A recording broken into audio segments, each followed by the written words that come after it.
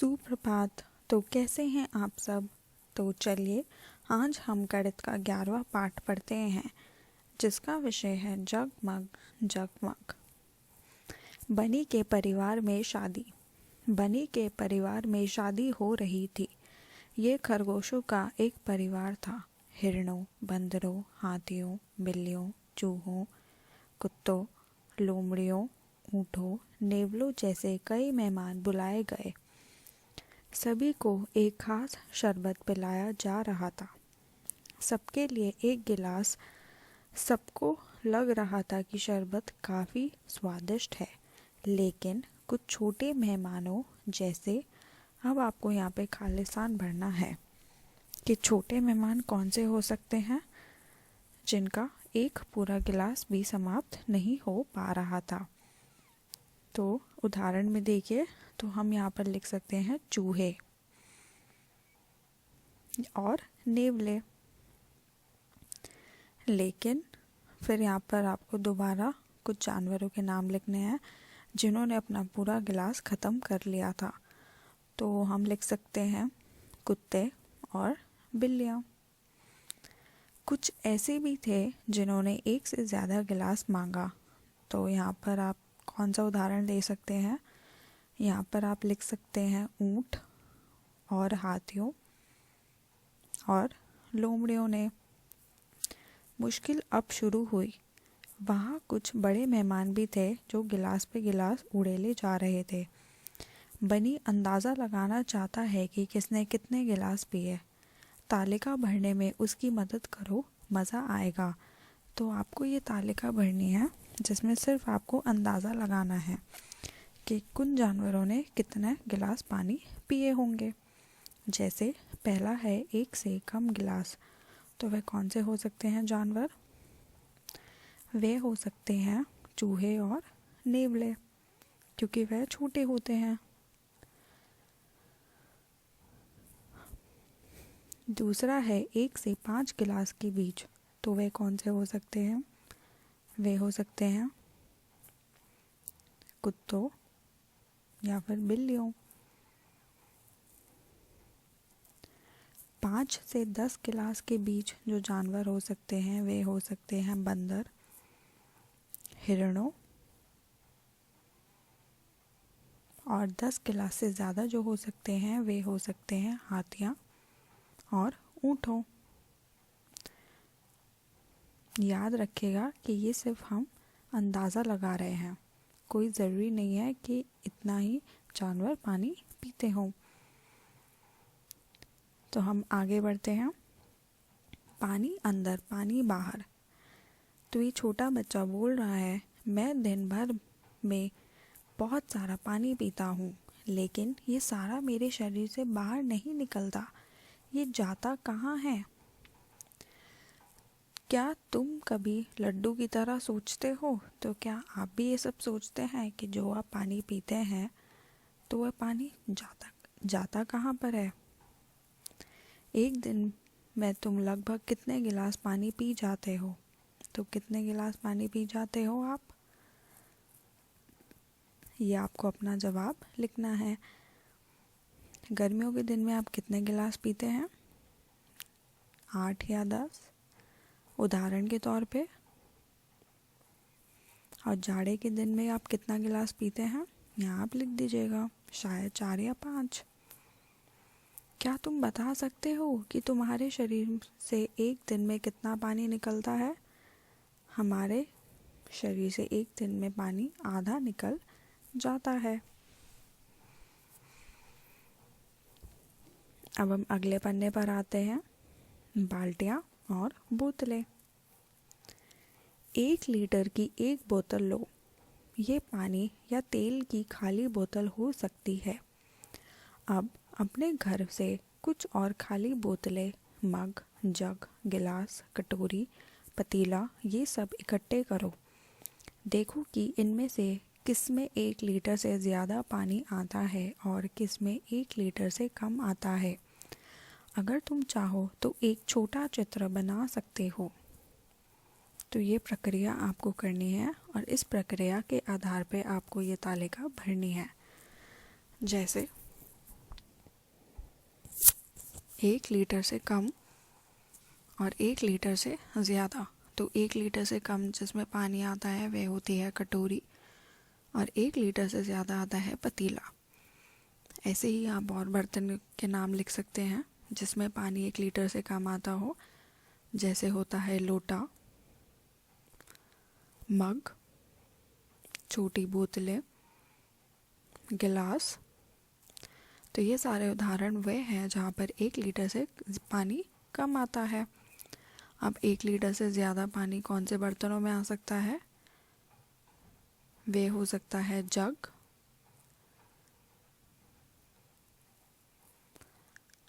भगोना हो सकता है, वो बाल्टी हो सकती है, घड़ा हो सकता है। तो ये सब आप उदाहरण के तौर पे लिख लीजिएगा। कुकर भी हो सकता है जिसमें आपकी मम्मी खाना बनाती हैं। अब ज़रा अपने घर की बाल्टियों को देखो, अंदाज़ा लगाओ कि उनमें कितने लीटर पानी आ सकता है। तो आप अपने घर की बाल्टियों को देखना और आपको अंदाज़ा लगाना है कि उस घर की बाल्टी में कितना लीटर पानी आ सकता है।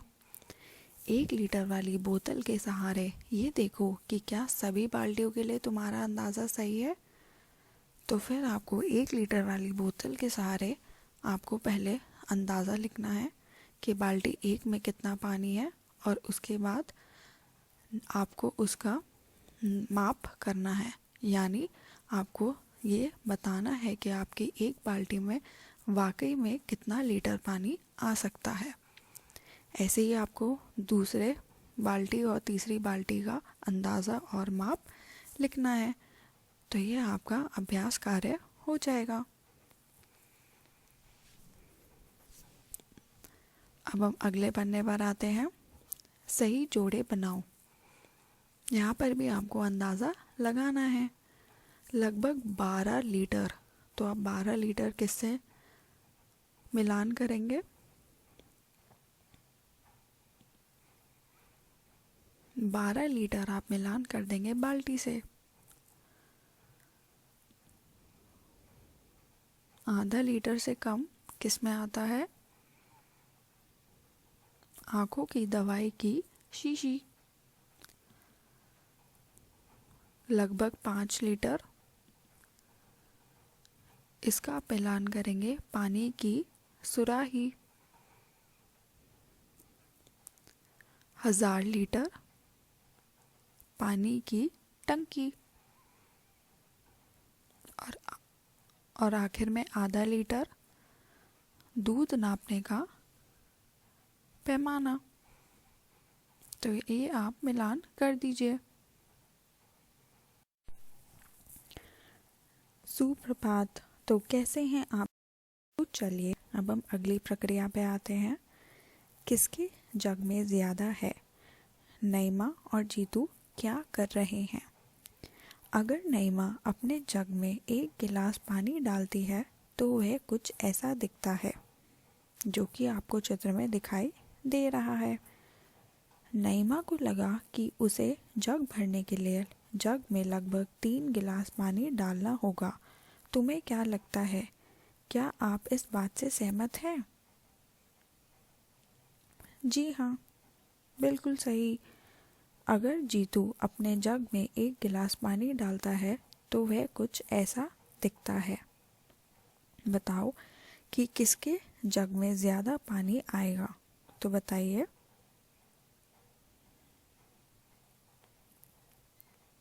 जीतू के जग में पानी ज़्यादा आएगा।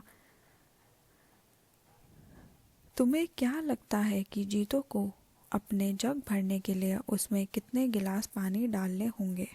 तो सोचिए और बताइए। 4 गिलास पानी उसको डालने होंगे, लगभग 4। अगर जीतू 1 गिलास पानी और डालता है तो उसका जग लगभग भर जाएगा।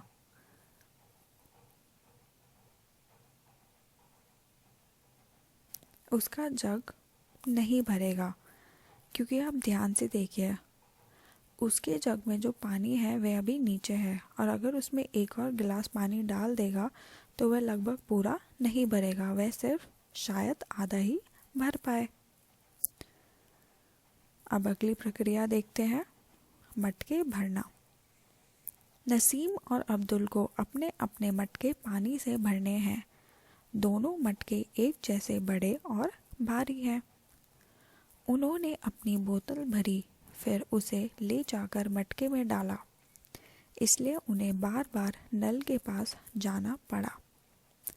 नसीम नल से 16 बार बोतल भरकर लाई, जबकि अब्दुल को अपनी बोतल केवल 8 बार ही भरनी पड़ी। नसीम को अब्दुल से ज़्यादा बार क्यों जाना पड़ा, तो बताइए। क्योंकि नसीम की जो बोतल थी वह छोटी है और अब्दुल की जो बोतल है वह बड़ी है, इसलिए नसीम को नल से 16 बार अपनी बोतल भरनी पड़ी। अब्दुल की बोतल से नसीम की बोतल में दुगना, आधा, 3 गुना पानी आ सकता है, तो बताइए कितना पानी आ सकता है। दुगना पानी आ सकता है, तो दुगना पे आप टिक कर दीजिए। कितने गिलास? मटका 2 में पूरे 11 गिलास पानी आता है। मटका 1 में मटका 2 से दुगना पानी आता है। मटका 1 को भरने के लिए कितने गिलास पानी चाहिए, तो सोचिए और बताइए।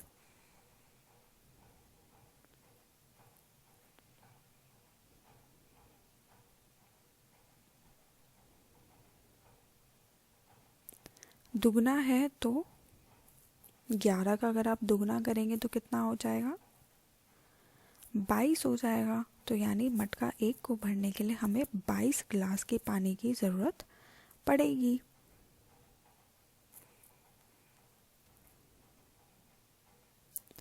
अब अगले पन्ने पर आते हैं, गड्ढे भरना। ये कोहिमा के पास एक शहर है। यहाँ सड़क पर कुछ गड्ढे थे। बारिश आने से पहले बच्चे छोटे छोटे पत्थरों से उन गड्ढों को भर देना चाहते थे। वे सब एक जैसे मंगों में कंकड़ और पत्थर भर कर ले आए।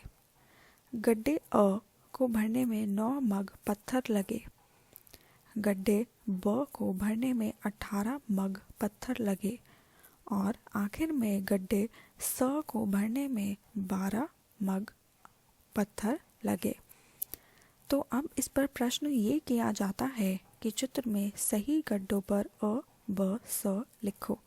तो लिखिए और बताइए। पहला वाला जो सबसे ऊपर, उस पे आप क्या लिखेंगे, अ, क्योंकि उसमें 9 कम दिख रहा है। बीच वाले में हम क्या लिखेंगे, ब, 18 और आखिर में हम लिखेंगे स। सबसे बड़ा गड्ढा कौन सा था? सबसे बड़ा गड्ढा, ये तो बहुत ही आसान है, ब का था, क्योंकि उसमें 18 मग पत्थर लगे। अगर गड्ढे को भरने में जग का इस्तेमाल किया जाए तो गड्ढा अ 5 जग से भरेगा। तो गड्ढा ब को भरने में कितने जग पत्थर लगेंगे, तो बताइए।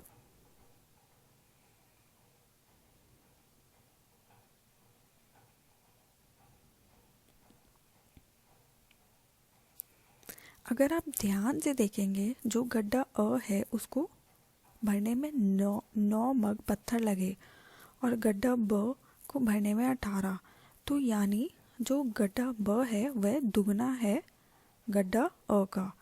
तो यही प्रश्न है, अगर गड्ढा अ को 5 जग से भरेंगे तो गड्ढा ब को कितने जग पत्थर लगेंगे, तो आप 5 का दुगना कर देंगे और 5 का दुगना होता है 10, तो इसका उत्तर होगा 10। तो ये आप लिख दीजिए।